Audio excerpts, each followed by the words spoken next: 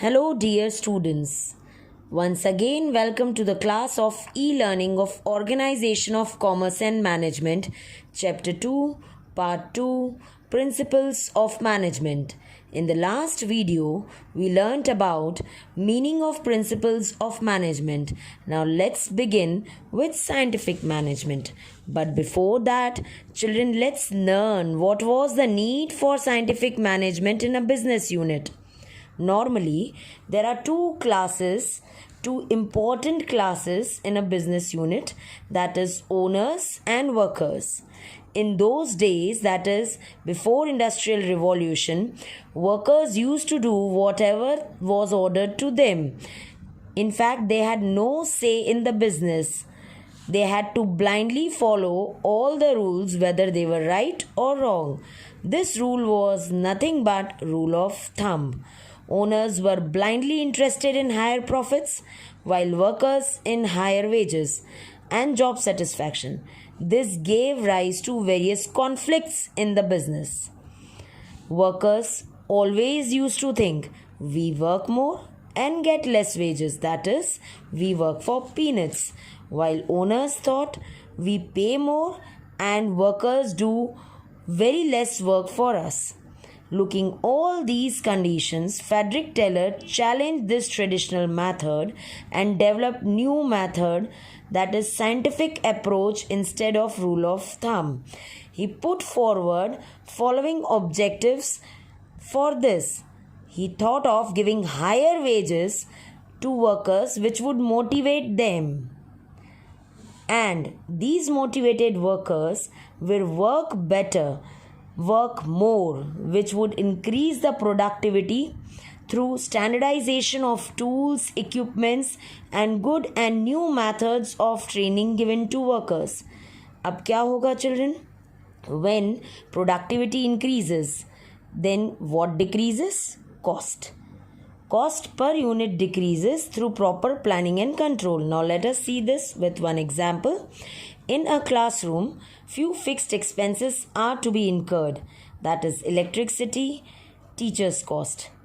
Now, if we teach only 15 students in that classroom, per head cost would increase, per head expense per student will increase, while if we teach 50 students in that same classroom, per head expenditure would decrease. This is what Frederick Taylor did. He increased little expense by giving higher wages to the workers, simultaneously motivated them. Workers started working better. They did better production, which reduced ultimately the cost of production and keeping quality same through scientific selection and training of workers. Scientific management means knowing exactly what you want your man to do and then see that they do it in the best and the cheapest way. This scientific management was introduced by Frederick Winslow Taylor. He is also known as father of scientific management. This theory is also known as Taylorism. Scientific management simply means applying science to the management process. Now let's learn in detail principles of scientific management or elements and tools of scientific management. First is separation of planning and doing or scientific method. Taylor emphasized the separation of planning aspect from actual doing of work. Earlier, before scientific management was in use, a worker used to plan all the work he had to do, which instruments were to be used. A supervisor's job was only to see that the workers are performing their work as per the work given to them. In scientific management, Taylor suggested that planning work should be done by the supervisor or an expert, and the worker should only do the doing work, that is the work of operations. Next principle which he gave was functional foremanship or planning and implementation. Instead of workers doing planning, now he said that workers will only be implementing. Experts will do the planning work and worker would follow the same.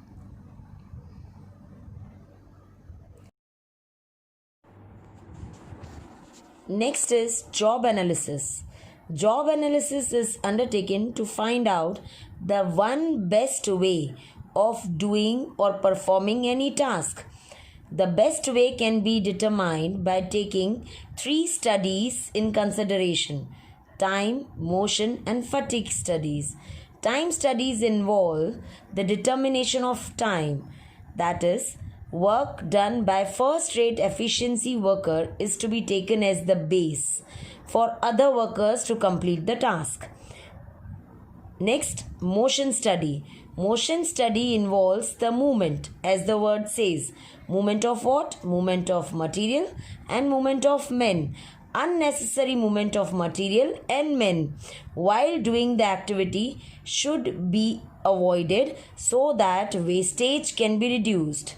Fatigue. Now what does fatigue means? Laziness. While continuing same type of work on daily basis, time to time workers feel bored, lazy, so they need rest in between. Fatigue study studies that what should be the amount and the frequency of rest required and how long rest should be given to the workers. This way, proper job analysis was being done through scientific management. Next, standardization. Standardization means to fix a scientific standard for each and everything, that is, instruments, tools, how long the work should be done or should be completed, how much work should be completed in how much time, what should be the working conditions when the production work is going on, and what should be the maximum and minimum cost of production. Standards should be fixed well in advance before the work has been started. Next is scientific selection and training of workers. Earlier in the first chapter also, children, we have learnt workers, men is the only M which has feelings. So Taylor suggested that workers should be selected on scientific basis, taking into account their education, work experience, physical strength. Work should be allotted to the workers depending upon their mental and physical ability, which suits them. Proper emphasis should also be given on training of the workers.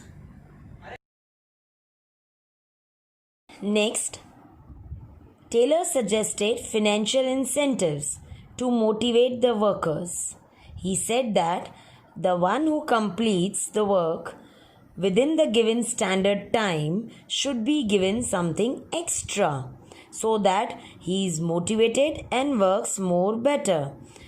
He gave the differential piece rate system, which means that कोई भी worker जो जल्दी काम ख़त्म करता है उसको ज़्यादा वेजेस मिलने चाहिए if he maintains proper quality given in the standard. More the production, more the money. Next, economy. Taylor not only considered scientific and technical aspect, he gave importance to economy and profit. Techniques of cost estimates and control should be adopted. He said कि हमें उनको higher wages देनी है worker को.